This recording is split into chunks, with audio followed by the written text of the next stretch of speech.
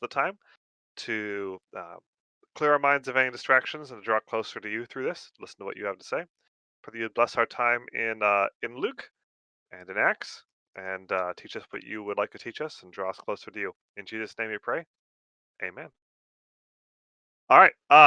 As you may have guessed from the prayer, we are going to be in Luke in the coming weeks, and then in Acts. A couple reasons for that, but we'll go over it in a little bit here. So we're going to be dividing up the work, but amongst myself, Winged Wise Rat, and Doc. Uh, it won't be one chapter a week. The chapters in Luke are just too long for that. The first chapter is like 58 verses or something. Um, so we're instead of keeping you guys here for 3 hours a night, we are going to break it up into smaller chunks, kind of individual um, stories, and then we'll hope to tie them all together as we go on as well. All right. So uh, we're in the book of Luke. This is going to be two firsts for our Bible studies in CC. This will be the first time in our 16 years that we have done a gospel, and the first time that we've done a book by Luke. Interestingly, Luke is the longest gospel of the four, and not by chapter, but by verse it is, in total word count. And if you go by total word count, Luke is also the most prolific author of the New Testament. He has written more content than anybody else, between Luke and Acts. So, who is this guy? Who is Luke? That has written so much in the New Testament. A lot of what we know about him comes from tradition. Traditionally, he's been understood to be a doctor, and from Antioch. There is some people question that, but there's absolutely nothing in the text that would contradict that. So I'm confident saying that he's a doctor and from Antioch.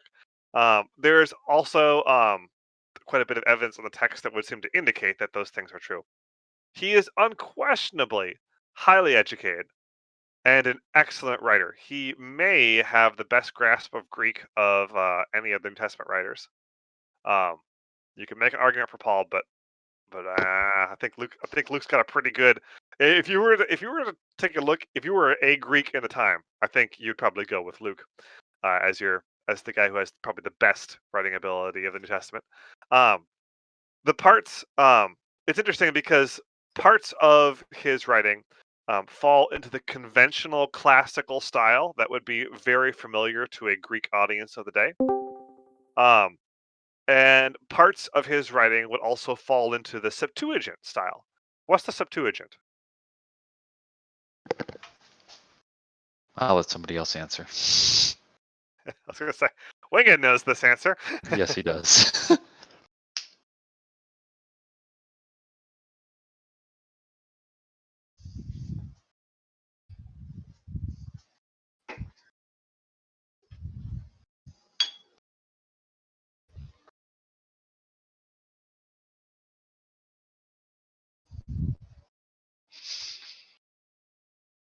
Close, Farmer Gal. So Farmer Gal says first 5 books of the Bible. Close. That's the Torah. The Septuagint is the Old Testament translated into Greek. As the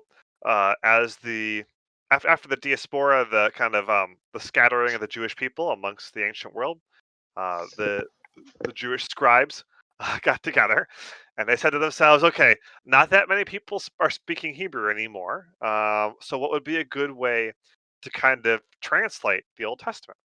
And when they do that, they create the Septuagint, kind of translating all the Jewish works of the time, and then allow it to be easily dispersed and easily accessible to the Jewish audience abroad. It's You know why? You know why it's called the Septuagint? I do. I knew you did. So I'm going to assume that's a question for everybody else. Because it's very counterintuitive. It was like, that doesn't make any sense at all. It's called that because of the year it was written. Generally regarded somewhere around 70 BC. And so you'll often see it abbreviated LXX, the number 70, and Septuagint is from the same root as the number 70. So how is this helpful for us? Because you're going to see Wing and I, and probably Doc, reference the Septuagint quite a bit as we go through Luke. Why is it important for us to know what the Septuagint is?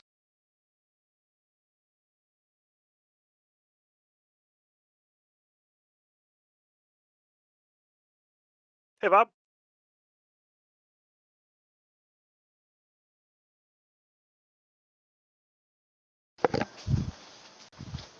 I want to see some of the answers here,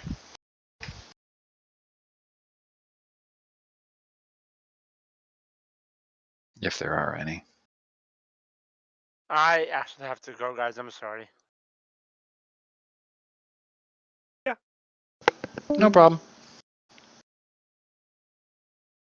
Gotcha. Okay, so um, everybody's probably sitting there thinking, I don't know, why do we care what the Septuagint is? Scribe, why do you think it's important for us to know what the Septuagint is, and why will we be referencing Well, it throughout the study?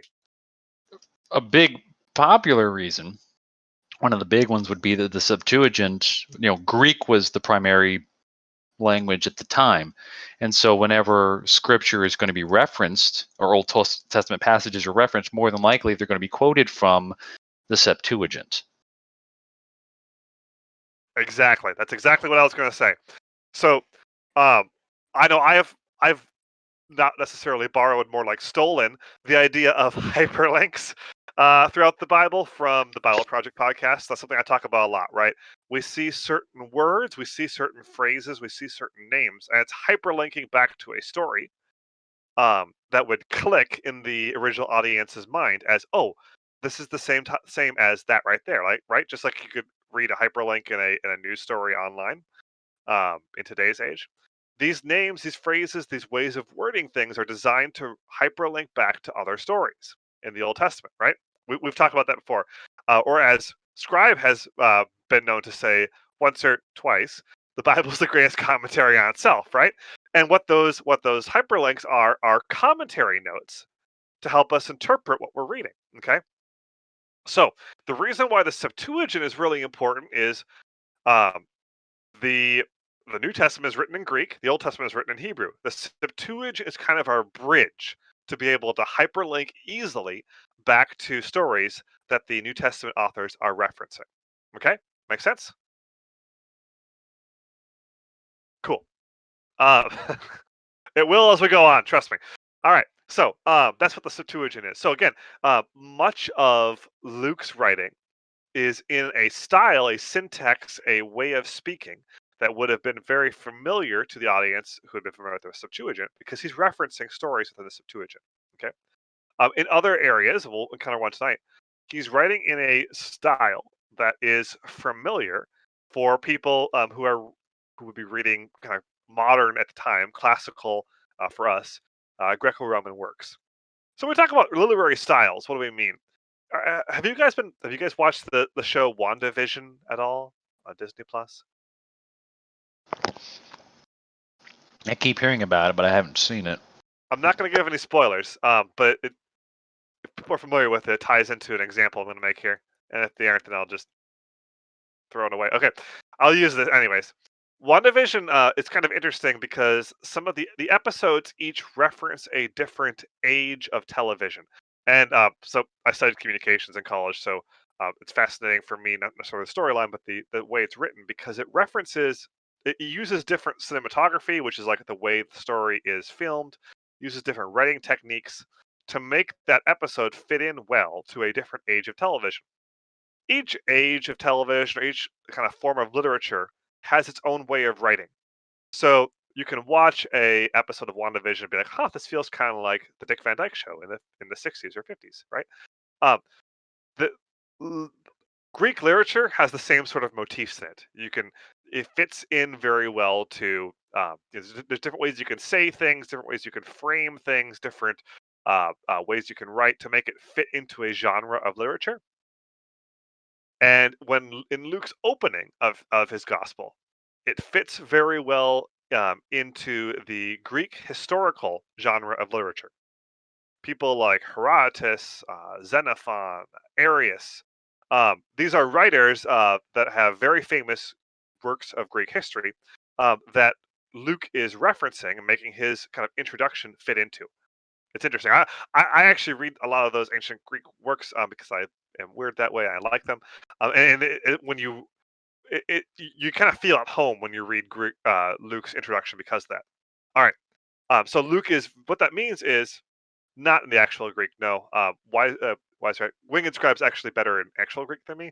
I just read a lot of the contemporaries um, translated into English. No, no, no! Don't say that. Don't say that. It's Don't true. put an onus of actual competence on me, please. All right. But the reason why I bring that up is an educated Greek of the time would feel very at home in this. This would feel as if he is reading something that he's very familiar with, just like you know, other things that he'd be reading. So, what that means is Luke is highly educated, whether he's a doctor or not. He's definitely an educated Greek. Okay. All right. The writing style, while outstanding, it's interesting. The language itself is relatively simple. So even though an educated Greek would understand what Luke is doing, Luke keeps his language, his word choice, fairly simple, so that a not very well educated Greek, to somebody who understands the Greek language, could pick this up and read and get it. They'd be able to understand everything he's saying. It's just somebody who's educated would get more out of it because they recognize the motifs and the hyperlinks and things like that. But he keeps it very accessible, which is interesting because it fits well with Luke's themes.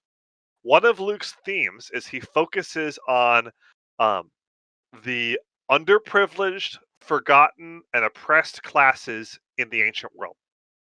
So people who are kind of the outsiders, the outcasts, the downtrodden. Those are classes that he really focuses on how the gospel speaks to them. So it makes sense then that they'd be able to pick this up and read this if they could read, or have it read to them and understand what he's saying. More likely have it read to them given literacy rates of the time period. All right, and he uses a language that they would understand then. So who is this guy? Again, we talked about some of the characteristics of his writing style, but he's quite probably a traveling companion of Paul's. He certainly claims to be. Um, he is not an eyewitness event account. He's not an eyewitness of the events of the gospel. He doesn't claim to be. But he very clearly has spoken to a lot of people who were eyewitnesses to Jesus' life. And he does claim that. Okay, he's more likely than not a Jew. But his familiarity with the Old Testament and the Septuagint certainly suggests that he has close connections to Judaism. Now, does that mean he picked up these things from Paul? Perhaps. Some people have suggested that he most likely grew up in a community neighboring a Jewish community outside of Judea. Um, so we talked about the diaspora, right? The Jews who were kind of scattered around the ancient world. Most likely, he had friends growing up who were Jews. Although he himself is most likely not a Jew, he's an educated Greek. Most likely. Okay. Um, when was this written? The good commentators say around 60 to 62, 63 AD. There is a cynical branch of commentators that say after the fall of Jerusalem. Fall of Jerusalem happened to the Romans in AD 70. So they say it's probably written after AD 70. Why do they say that? They say that um, because the prophecies that Luke gives regarding the fall of Jerusalem are so accurate that the commentators say, well, it's got to be written afterwards then because they couldn't have written that before. As if Jesus couldn't have given accurate prophecies. I mean, he is claiming to be God, so like, it would not be outside of the realm of possibility that he could give prophecies that were accurate. Now, what's really interesting is I really believe this was written before the fall of Jerusalem. I think 62 AD is the proper way to date Luke for a number of reasons. One of which is later on in Acts when Luke gives prophecies that came true. He says in there, this is a prophecy that's going to come true. He very much calls it out. Okay. When he's referring to the prophecies that Jesus is giving about the fall of Jerusalem in his gospel, he does not make that statement. He does not say this was fulfilled later, which leads me to believe, there's other evidence, but this is one that I'm giving you guys, that this was written before the fall of Jerusalem, and that prophecy came true afterwards. Okay.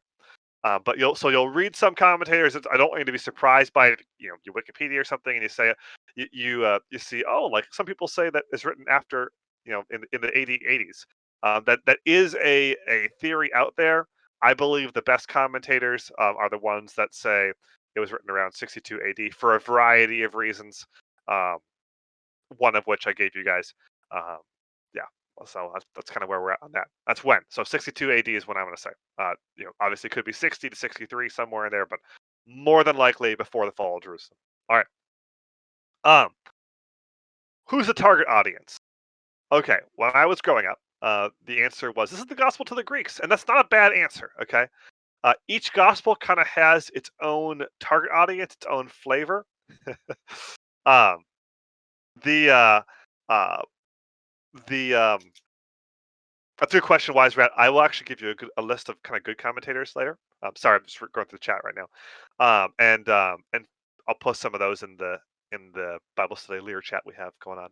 Um, Wing Inside says Screz that the target audience is Theophilus. Yes, that's true. We'll get to Theophilus in a moment.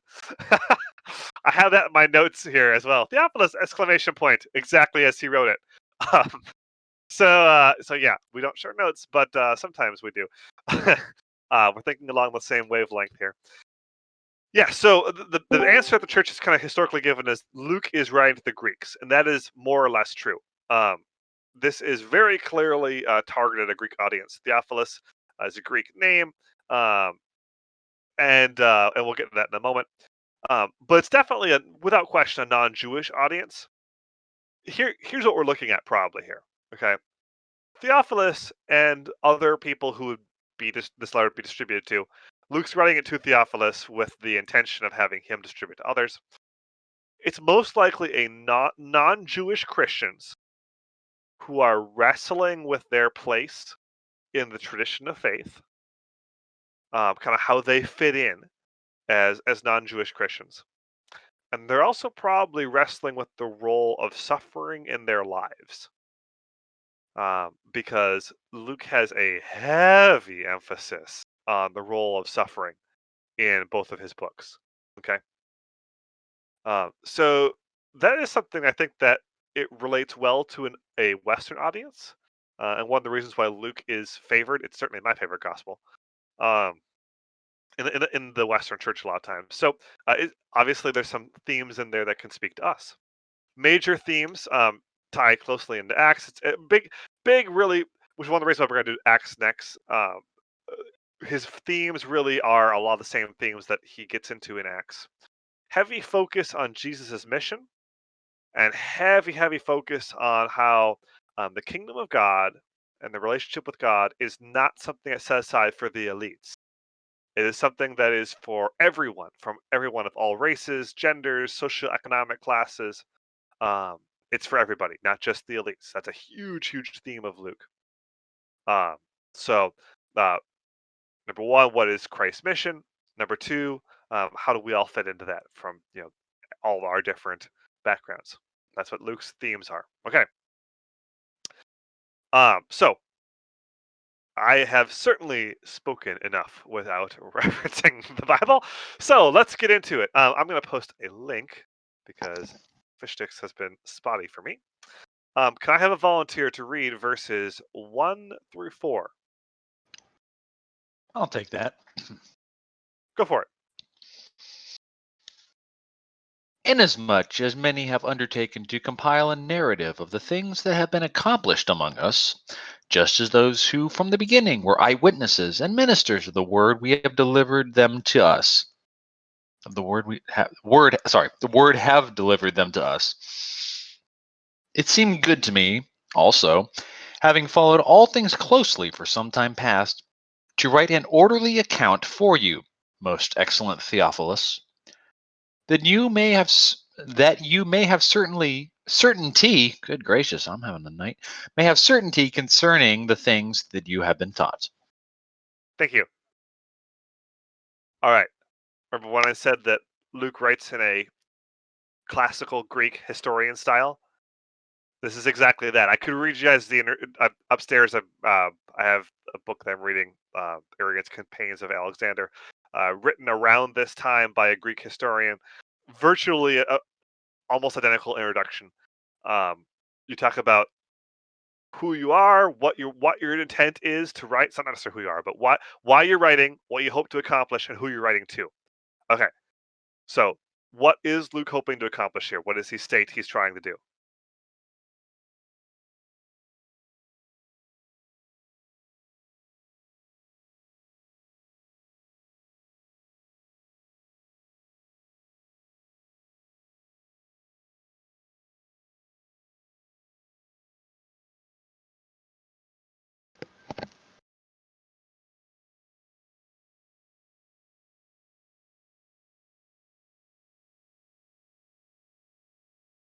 About what, Wise Rat?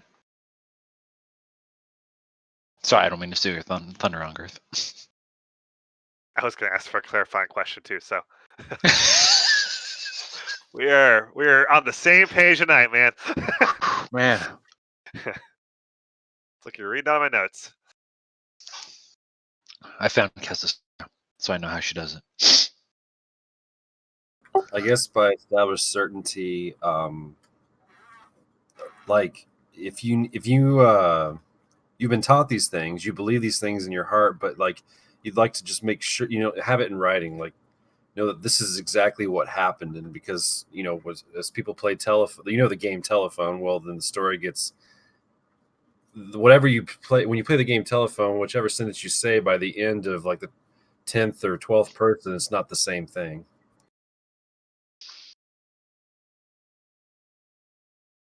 Sorry, that didn't make any sense. No, I get it. I know what you're saying. I think you're right, but I think you're overcomplicating things. Yeah, no, you're right though, because he says he is basically compiling the eyewitness accounts into a coherent narrative, right? Almost like a detective going out and interviewing a bunch of witnesses, then writing a case. Here's what happened, right? That's what he's doing. That's all he's doing. We're doing the work of a historian. So he's compiling into a coherent narrative so that Theophilus can be sure of what happened. Okay. Who is Theophilus?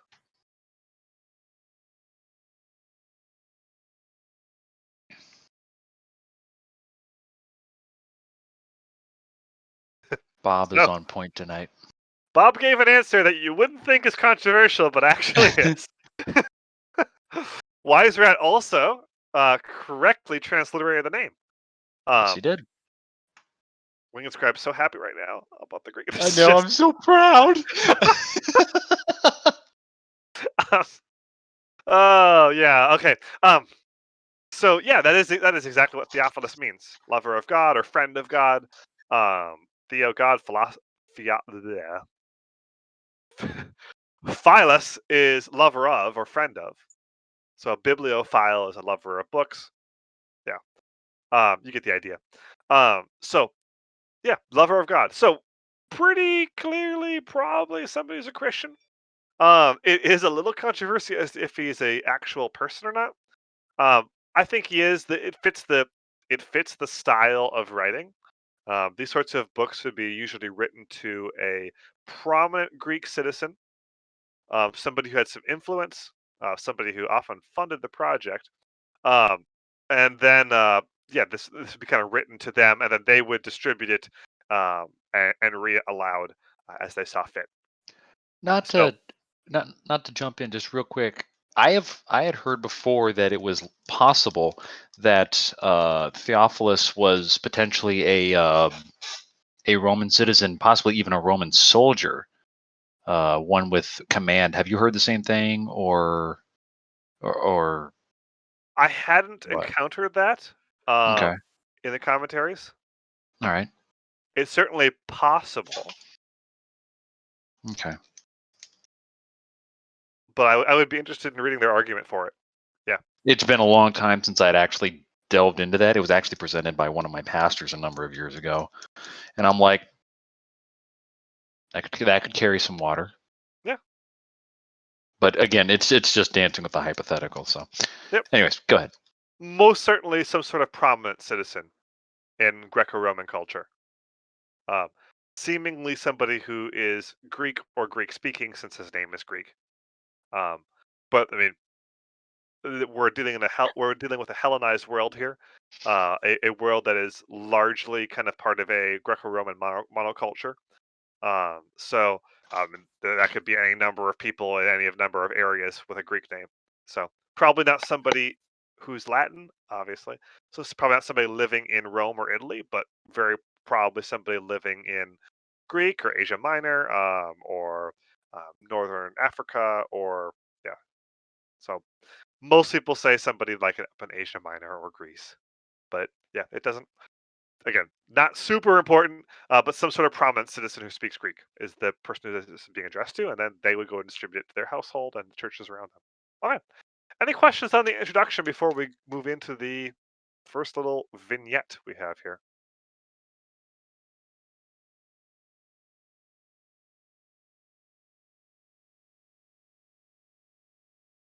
The introduction reminds me. So there's a lot of background that we could get into for Luke.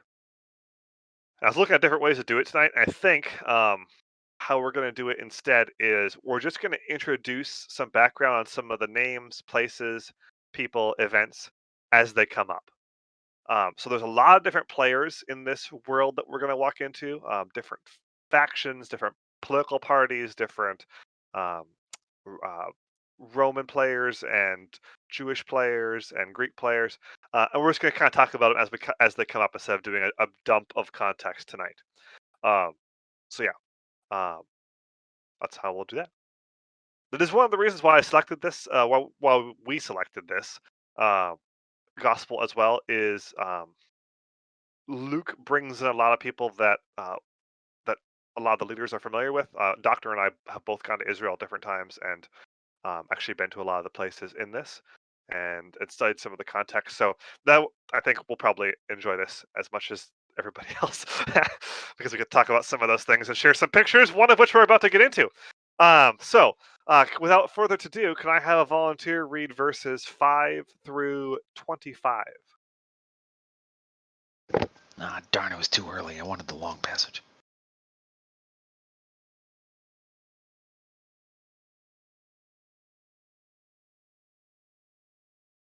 I can.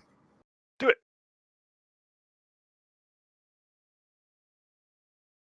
Oh, sorry. I thought Fish Sticks had it up. Let me bring it up. Oh no! I knew it. He never works for me. 25, right? Yep, 5 through 25.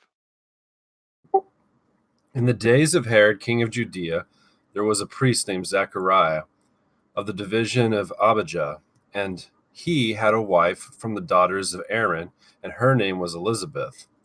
And they were both righteous before God, walking blamelessly in all the commandments and statutes of the Lord.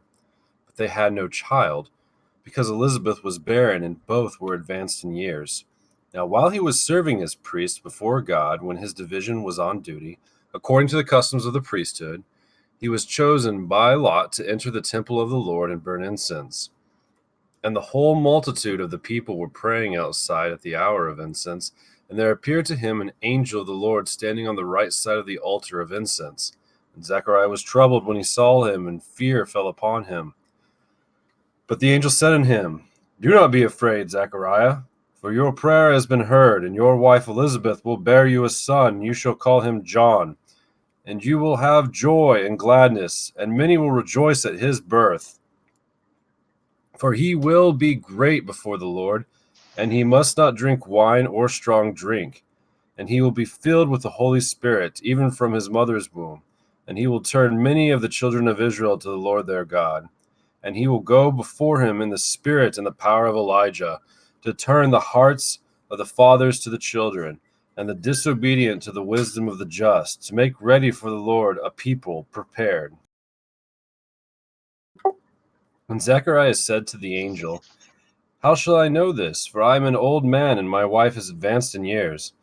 And the angel answered him, I am Gabriel. I stand in the presence of God, and I was sent to speak to you and to bring you this good news. And behold, you will be silent and unable to speak until the day that these things take place, because you did not believe my words, which will be fulfilled in their time. And the people were waiting for Zechariah, and they were wondering at his delay in the temple. And when he came out, he was unable to speak to them. They realized that he had seen a vision in the temple. He kept making signs to them and remained mute. And when his time of service was ended, he went home. After these days, his wife Elizabeth conceived, and for 5 months she kept herself hidden, saying, Thus the Lord has done for me in the days when he looked on me to take away my reproach among people. Thank you. Well done. Okay. So, right at the beginning, up in verse 5, we get in the days of Herod, king of Judea. Okay. So we're going to take a context break here. Who is Herod?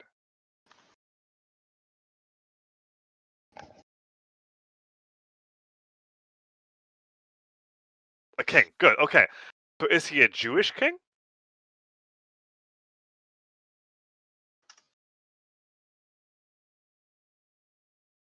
Doctor. Yeah. Yeah. Doctors walk through some of those ego issues. We'll get to that in a moment. He is a king with ego issues. He's king of Judea. Is he a Jewish king, though?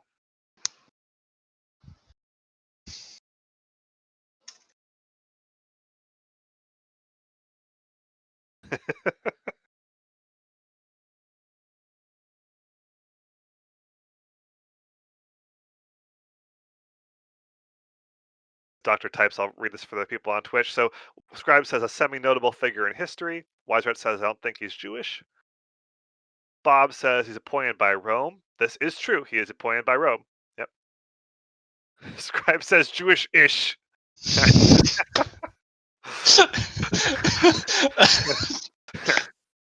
And we'll see what Doctor says here. Excuse me. Doc says, well, there's a reason he made his vacation home for Israel a fortress that's practically impossible to get to. Yeah. So let's get into this a little bit. So Herod is an absolutely fascinating figure. He is, in fact, Jewish-ish. He's not directly Jewish. He's got some like secondary relations who are, he claims to be. But he tries to prop up his kind of half Jewish niche. He would kill me for saying that. Um, in order to kind of consolidate his power, he is, in Rome's eyes, a very useful idiot. Okay, it's kind of how he's viewed by the Romans. He's a very shady character. So there's, you guys have probably heard of the Roman Civil War after Caesar got killed between Mark Antony and some people. Uh, Herod threw in with one of the people in the Roman Civil War who wound up losing. Um, Herod then immediately switched sides. He went and ran to the guy who won was coming into his territory and ran to him and kind of explained what happened and wound up saving his life. Very slick talker. Okay, very few people could do that in the ancient world. Um, but Herod then was given control of. He's allowed to keep control of Judea. Okay, and he was given funds by the Romans to kind of keep the peace. So Herod, being a kind of quintessential sleazy politician, would do lots of things to keep multiple groups happy. So he would do large building projects to make, and then name them after the Roman Empire to show how loyal he was. Give lots of money to the temple. He really invested in the temple, and we're going to get to that in a minute because the temple is where this story is taking place. But he invests in tons of building projects throughout Judea. Now, Herod is kind of a weird, kind of squirrely figure. I always thought of him as like a nobody, a backwoods dictator. Um, before I went to Israel, then I walked through some of his his ego issues, as Doctor says, and they are truly ancient landmarks. People walking through them would have been even like urbane Roman citizens would have been impressed. Masada, he makes a a vineyard pleasure palace in the middle of a desert, right? Um, in one area. In another area, he makes a harbor on a huge stretch of beach where there is no harbor. Herod is always trying to fight nature. Um, at the Herodium, there's no mountain there. It's away from Jerusalem. He can't see Jerusalem from his palace. So he tells his builders, "I want to see Jerusalem from my palace. Make a mountain here." And they literally take a bunch of hills and they level the hills and they make a mountain under his palace so he can see Jerusalem from his palace. Herod is always going against what nature has. It's almost like he's trying to assert that he's a god by reshaping the land around him. So where there is no harbor, he's trying to make a harbor. Where it's flat, he's trying to make a hill. Where it's a hill, he's trying to make it flat. Where it's desert, he's trying to make it lush. Clearly has some issues. Okay. One of the archaeologists that I kind of followed around Israel had a good description of it because he's kind of like the genie from Aladdin. Absolute unlimited power, little tiny house. He's got a little tiny, little tiny area where he has a ton of authority and wealth in. So Judea is not a big area, but he is really making the most of it and trying to assert the fact that he is a big player on the world stage, even though he doesn't control that much territory. Yeah, he'd kill me, as Scribe said, he'd kill me for way less than what I said. That is true. Yeah, there's a lot of ancient kind of cutting remarks about Herod, about how it's safer to be a pig in his household than a brother. But yeah, um, he is definitely a guy with some ego issues. Kind of an illegitimate king. Don't kill me, Herod. It's okay, you're dead. Um, but the Jewish leaders put up with him because he takes really good care of them, and he builds them a very nice temple. His goal with the temple was to outdo Solomon, and there's archaeological evidence that he might have come close if he didn't do it. So the picture that I posted a link to is a picture of a small-scale reproduction of Jerusalem from this time period, second temple period Jerusalem. There's in some of the outlying areas, it's some question marks as to how accurate it is, but it's certainly 95% accurate. It's accurate enough for our purposes here. When you look at this picture, what is the big kind of feature that you see? Is there like a large square-like structure? Yeah. Okay. Bob and Cosine both said the temple. Yep, that big square structure you see there, that's the temple. Okay. And you can see the little like tiny squares outside it. Those are the rich people's houses around the temple. So you can see when you look at Jerusalem, the temple dominates Jerusalem, right? The Temple Mount area. Okay. So huge temple area, very large temple, very nice temple they built there. That little square off to the right of the temple, that's the Antonio Fortress. A little bit of a sore spot. There is a Roman garrison here, so Herod built them a nice little fortress that overlooks the temple, which is kind of significant for something we're going to talk about in a moment. But you can see he built a very large temple here, and that's where this is going to take place. Okay. Now, serving. So we'll talk more about the Antonio Fortress later. But know that even as Herod has built them, the Jewish people, this wonderful temple for them to serve their God in, you can see the marks of Roman power. Okay, that might be a sore spot for some Jews later. We'll talk about that when we talk about some of the factions that they encounter. But yeah, so Herod has done a great job. The time of Herod, but he's done a great job making this temple, and serving in it are Zechariah and Elizabeth. Okay, Zechariah or Zechariah. Zechariah is a priest. Okay, from the division of Abijah. His wife is a daughter of Aaron. His wife is a Levite. Her name is Elizabeth. They're both righteous before God. Okay, so they're both good priests serving in an era where there's a lot of corruption. Okay, because you can see here with that much money flowing back and forth, money tends to draw corruption. We'll see that later. But there's a lot of corruption in the temple, even though it's a very wealthy place he's serving in. Now, what's interesting is in that kind of shady, maybe somewhat dominated by Roman influence and Herod influence area, we have somebody who is serving God faithfully, okay, walking blamelessly in all the commandments and statutes of the Lord. That's not common for the priests at this time. But so you'd expect them to be blessed, right? but they're not. They have no child. Elizabeth was barren, which culturally would be kind of a considered absence of God's blessing. What's going on here? Um, yeah, doctor. Uh, uh, we have a problem here, right? They're blameless. They should be blessed, but they're not blessed. Quite the opposite. They have something to be considered the mark of a curse of God. Okay, interesting. Now, while he was serving as a priest before God, when his division was on duty, according to the custom of the priesthood, he's chosen by lot. Chosen by lot. What does that mean? What does it mean to be chosen by lot? Does it mean the man Lot walks by and goes, "I choose you"? How is somebody chosen by lot?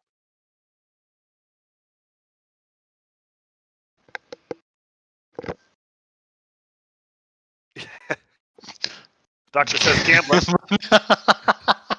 He's not wrong. Yeah. 20 Yahtzee! sided die. White man says 20-sided die. Again, we're not wrong.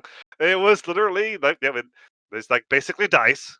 There were some examples of lots in the Israel Museum that I took pictures of that I post later. But there's basically dice you would take and throw on the ground, and you go, okay, well, use it to kind of decide what God's will was, and this guy was chosen by that. Okay, that's kind of interesting.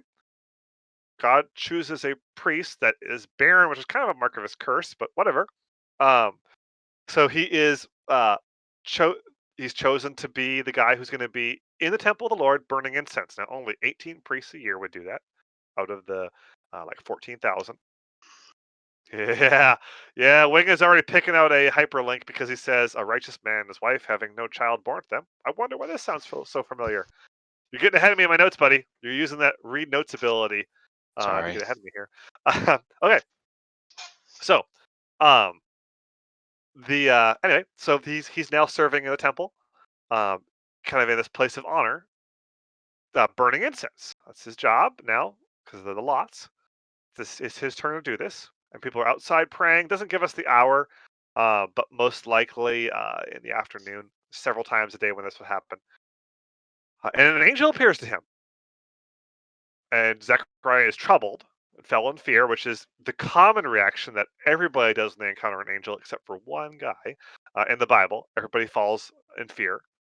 The angel says to them, "Don't be afraid," which tells you something about the appearance of angels. "Don't be afraid, Zechariah, for your prayer has been heard, and your wife Elizabeth will bear you a son. You'll call his name John, and you will have joy and gladness, and many will rejoice in his birth. Well, he'll be great before the Lord." And then he gives him some things that he's not supposed to do. Um, what's Zechariah's response to this? Angel comes and says, "Hey, your prayer's been answered. You're going to have a boy. He's going to be he's going to be an important person in Israel's history. He's going to serve God, be a mighty man." Gives him some commands, and Zechariah says what?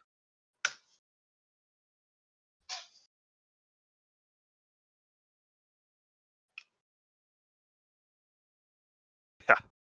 Scribe says, you sure?" Yeah, Mrs. Wyright said, "But we're old," which is a valid objection. And Gabriel says, what in response to... Now, we're going to circle back to a couple things, but first, Gabriel says what in response to Zechariah's comment of, "We're old, how can this be?" Straight divine flex.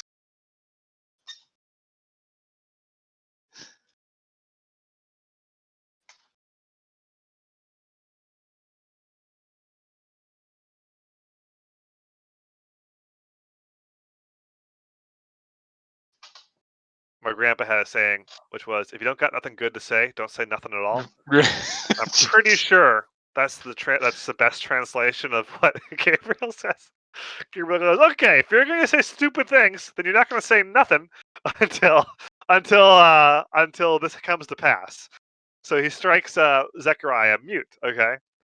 Can we just take a moment to appreciate how Gabriel kind of it's like a rebuke without a rebuke, because Zechariah is like, "Look, we're old. How is this going to happen?" He says, "Man, I stand in the presence of God. He looked me in the face. I watched his mouth move to tell me this, and I come here and you're going to ask me, well, I don't know if this is going to happen. It's almost like getting shot down in the worst way possible. Yeah, it's almost like he says, "Seriously, I left heaven to go deal with this crap." Yep. Gosh, like he's like mute. Yeah.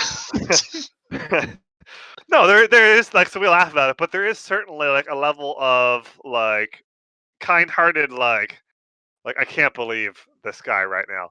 He's like an angel appears to you in the most holy place. You're gonna do this to me. Yeah. But so he gives him a sign, right? And it is again, we joke about it, but he's giving him a sign to say this is how it's going to come to pass. You're not going to be able to vocalize your doubts until you see this. Um, yeah. So he does as a sign strike Zechariah mute. Okay. Now, like okay, that's kind of fun. Like that's kind of the general story. There's important things happening here. There's motifs, hyperlinks we talk about, right? Are there any other stories in the Old Testament that we may know about where a barren couple gets to have a baby?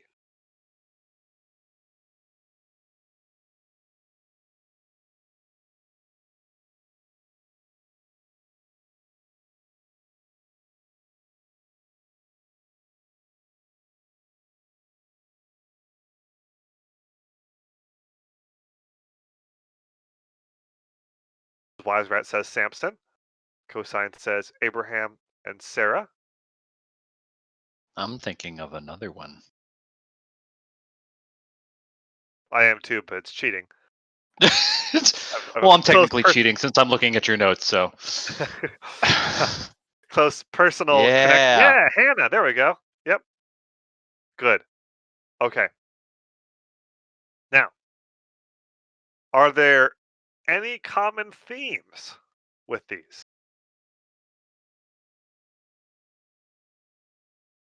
The child is always important, right? And this isn't something that I found in the commentators, but something that I think we can pretty definitively say. There's always a dramatic change in Israel's history Mm-hmm. and how God is dealing with Israel when this happens, right? Um, when an angel shows up and says, "You're gonna have, I know you're barren, but you're gonna have, a kid, and here's what you're gonna name him." Like those are the sorts of things that like that's how we got Israel in the first place, right?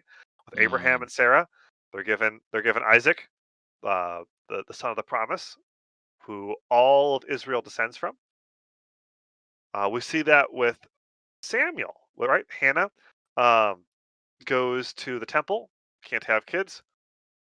Eli tells her she's going to have a son. She names him Samuel, which means heard by God, meaning that God heard her prayer. Um, and Samuel is the last judge of Israel. Israel transitions into the monarchy. So God's covenant with Israel shifts a little bit.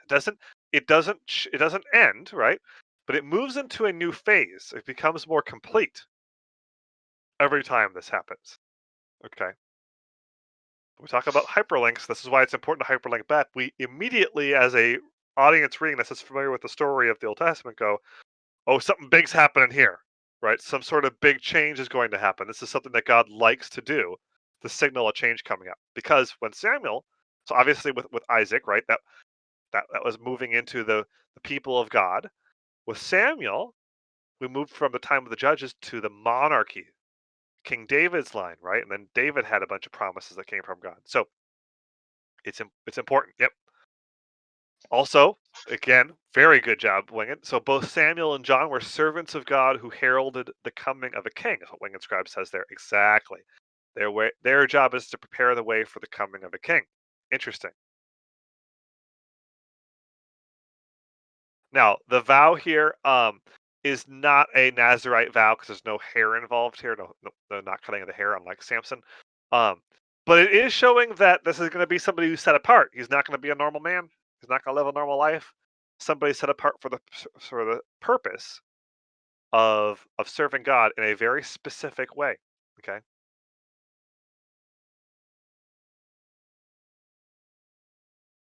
All right. So that is the story here. We've made some good connections. We've gotten some good background. What do we take from this? How do we apply this week? What lessons can we apply from this? It's a very cool story. We learned a lot of cool things, but what are some things that we can use to encourage ourselves or to call ourselves closer to God this week from this? What's some application?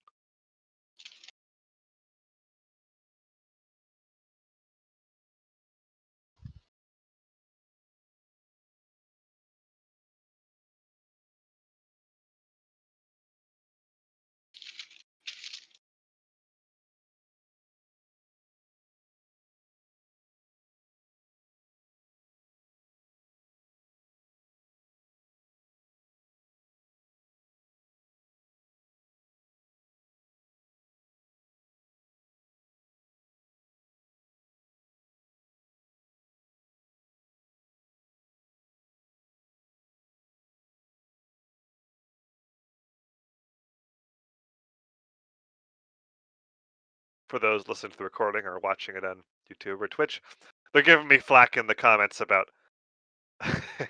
almost keeping under an hour here.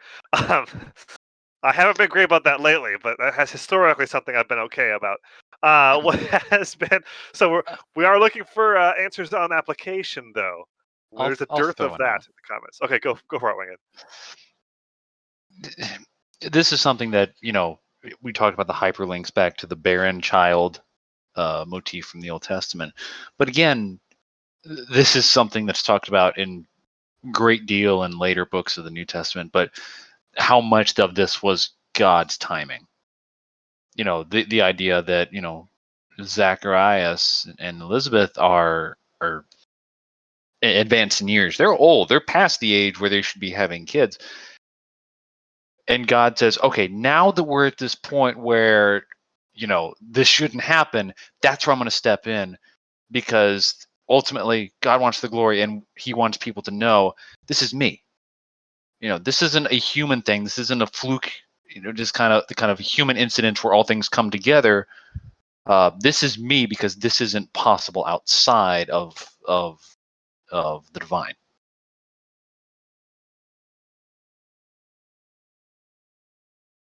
Yep, very good point.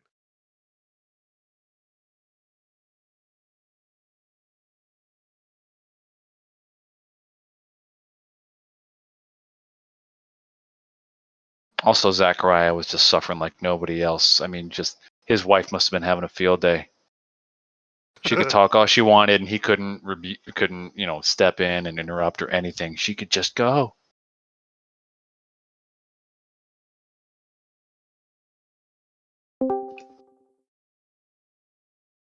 Yeah, it's a very good application. Anybody else?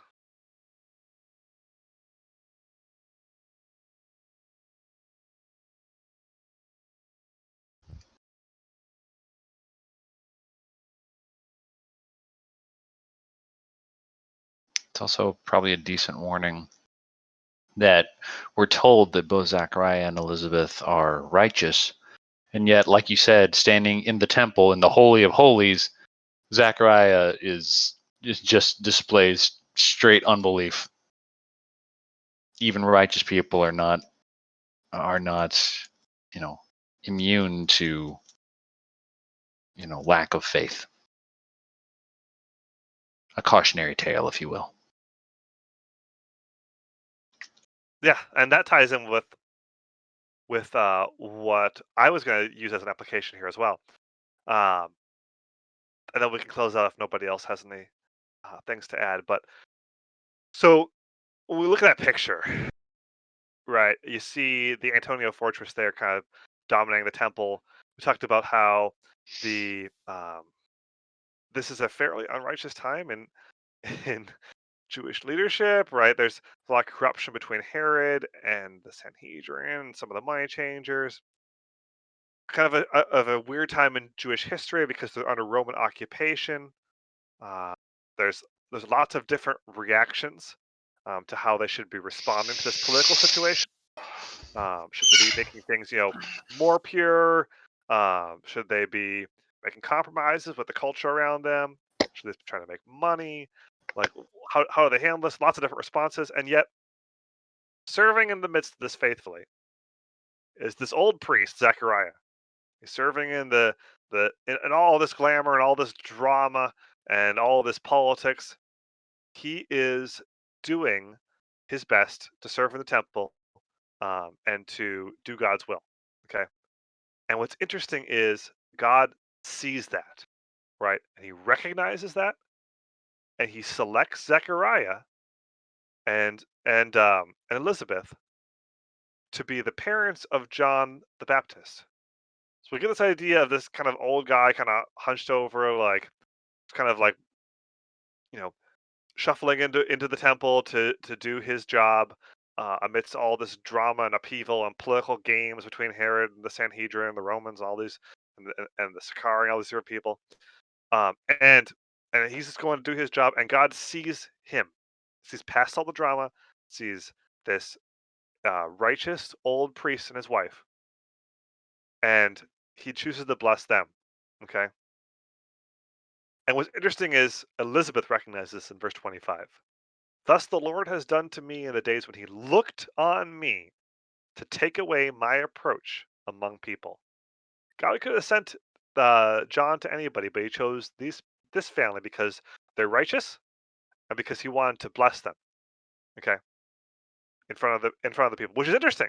He could have chosen a much more high-ranking family, but he didn't because he recognized the fact that they were serving him faithfully. Okay, so I think that is something for us to think about this week. Is sometimes amidst all of the national drama, the social media drama, pandemic, oh my gosh, and all this work stuff, we think of ourselves, oh, well, what can I do? I'm just going to work or going to school and trying to do my best. Maybe I'm a kid and I'm trying to honor my parents. Maybe I'm, a husband, I'm trying to be faithful to my wife, make sure she's taken care of, just, you know, making sure I'm serving God by doing that humbly. Not necessarily going and changing the world, but just doing my job and serving those around me, loving those people around me, loving my family, the people that are in my power to serve well. God sees that. Okay, he doesn't get God isn't caught up in all the drama of the moment and all the politics, the different factions and the extremists and stuff. He sees through all that to see faithful individuals looking for people that are serving him, and then he has the power to reach out and bless those people. Okay, something to think about this week. So as we go about our humble lives, perhaps a bit of encouragement for us. All right. That's all I had. Any comments, questions, things you guys have uh, to add before we close out in prayer?